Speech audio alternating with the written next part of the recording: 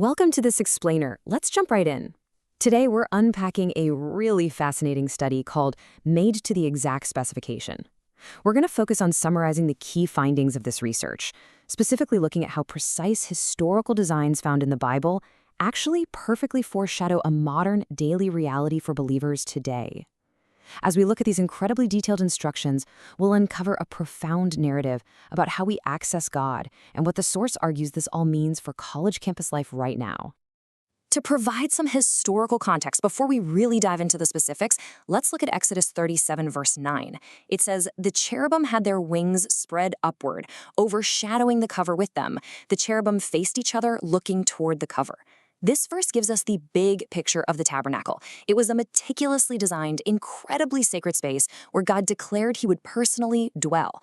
So before we explore the profound implications this research suggests this has for the modern day, let's quickly map out exactly how we're going to unpack all this information. Here is our game plan. We'll outline the exact specifications, the step-by-step construction of the sacred ark, and the concept of the ultimate mercy seat. Then, we'll look at the bread and light, compare the old tabernacle versus Jesus, and finally, focus on campus application. Section 1, Exodus 37 Exact Specifications, the most holy objects on earth. Our source material points out three incredibly sacred objects designed to be the literal dwelling place of God's presence. We're talking about the Ark of the Covenant, the table of the bread of the presence, and the golden lampstand. Now, you have to understand, these weren't just everyday pieces of furniture. They were the designated, specific locations where God met with his people. And the crucial takeaway here is that every single design detail was followed exactly to the letter by the craftsman Bezalel. Moving on to Section 2, Building the Sacred Ark, Step-by-Step Construction. The document outlines a very specific step-by-step process. Step 1, Bezalel had to build the main structure of the ark out of acacia wood. Step 2, he overlaid the whole thing completely with pure gold. Step 3, he constructed a pure gold cover, which is known as the mercy seat. And finally, Step 4, he formed pure gold cherubim facing each other with their wings spread upwards. Just to put this into perspective, overlaying this entire structure required an immense amount of pure, hammered gold. It highlights the staggering value and extreme reverence they placed on this object. Every single detail was followed meticulously. Why? Because that exact space, right between those two angels, is where God explicitly said he would meet with Moses and give his commands. Section 3, the ultimate mercy seats, where justice and grace come together. Grounded deeply in Reformed Calvinism theology, the main argument of this research is that the historical mercy seat directly points to Jesus. Historically speaking, the mercy seat was the exact spot where blood was sprinkled on the Day of Atonement for the sins of the people. Fast forward to the New Testament in the Bible, and the Apostle Paul actually uses this exact concept to describe Jesus as a sacrifice of atonement. It's a brilliant illustration of how Christ himself literally became the ultimate mercy seat. According to the text, this means believers can come boldly to God simply because Jesus' blood was already spilled as a substitutionary sacrifice. He stepped in and took the place of the people, perfectly bringing justice and grace together. Let's hit Section 4, the bread and light, the table and the lampstand. So right alongside the ark, there was a table made of wood and, again, overlaid with gold.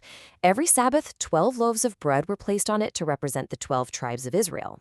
Plus, there was a golden lampstand that burned continually, literally giving light to the holy place. Our source highlights a really powerful connection here. These specific historical items perfectly foreshadowed Jesus' later declarations in the New Testament when he said, "I am the bread of life, and I am the light of the world." The research argues he is clearly communicating that he is the ultimate source of spiritual sustenance and guidance. Section 5, Old Tabernacle versus Jesus. Two theories of accessing God. Here we can clearly compare and contrast these two realities presented in the sources. Under the Old Testament system, God came to the people exclusively through the physical tabernacle. It required specific objects, exact specifications, and incredibly rigorous rituals. But in contrast, the New Testament reality argues that because Jesus is the ultimate mercy seat, the bread of life, and the light of the world, well, he has entirely opened the way. The paper posits that believers absolutely no longer need a physical tabernacle to reach God. Instead, Jesus provides total, direct, and open access for everyone to come to him boldly. Section 6, Campus Life and Application, Carrying His Presence Today. Now let's really focus on the implications of this data for college students today. The source outlines a pretty stark campus reality. Universities are full of anxious, lonely, and spiritually hungry students who are desperately searching for meaning.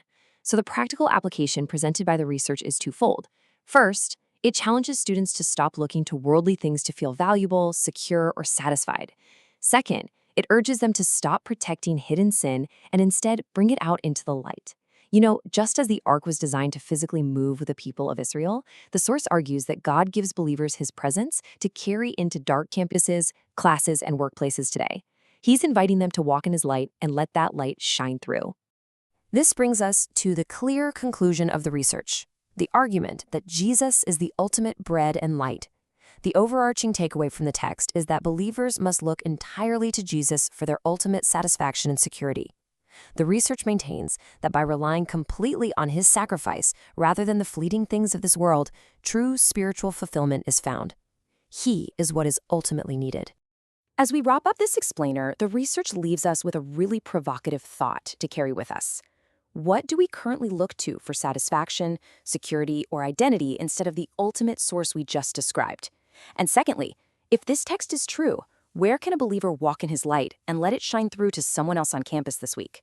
Thanks for joining me on this deep dive into Made to the Exact Specification, and keep seeking the light.